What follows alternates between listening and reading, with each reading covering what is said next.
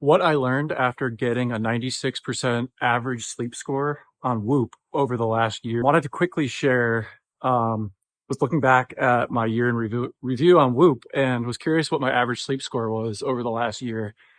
So I looked at the yearly average and I saw that I got 96%, and I was honestly surprised. I guess I remember a bunch of like consistent hundreds, and then a few days scattered throughout where I'd be at, 70, 80 or 90. But for the most part, I was getting 100% sleep score.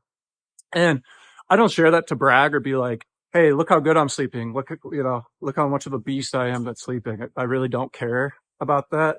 Really, I'm just sharing that, and really sharing what I learned through that process, excuse me, and wanted to share like a few of the big movers for me. So I'm probably the biggest things for me, and I'm probably going to sound like a Andrew Huberman fanboy right now, but the biggest things for me were honestly getting a lot of sunlight throughout the day. So it's one of my favorite things about living in Florida.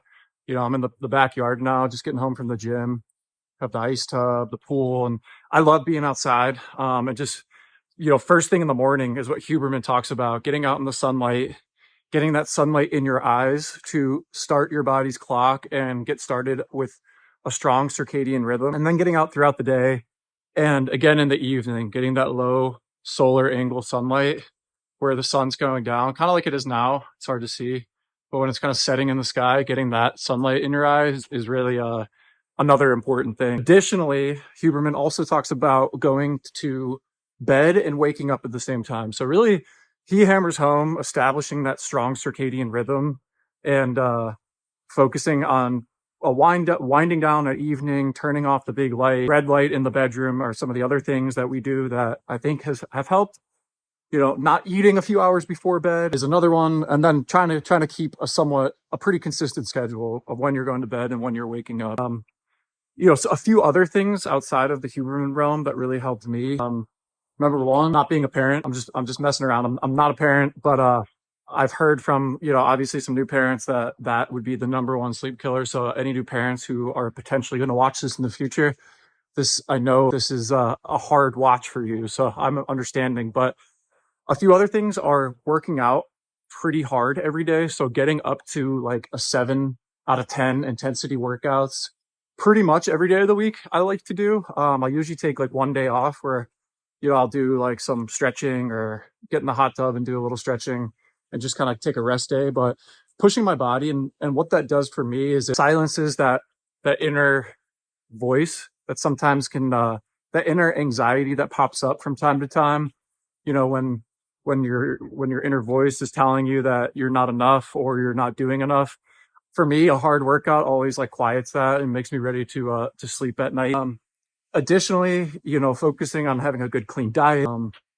I would also say like focusing on relationships. This is kind of out of the sleep realm, but I really think when you have your ducks in order in life, going to bed at night, there are just less things to keep you up at night. And I think having strong relationships has been such an important thing for my overall happiness, and in turn has really positively impacted my sleep. So I've been pouring a lot of energy, a lot of love into the relationships in my life. And, just going to bed knowing that I have people that love me, and that, I have an amazing fiance and family and friends who support me, who support what I'm doing, is one of the most like peaceful, restful feelings in the world. So if you're watching this, go out of your way, invest that energy into relationships, and yeah, really just like take care of your health. Develop a wind down routine, work out hard, go to bed at consistent times and wake up at consistent times, and get out in the sunlight. So that was kind of a non-chronological recap, but I'm working on this, trying to get better at just talking to a camera. So bear with me.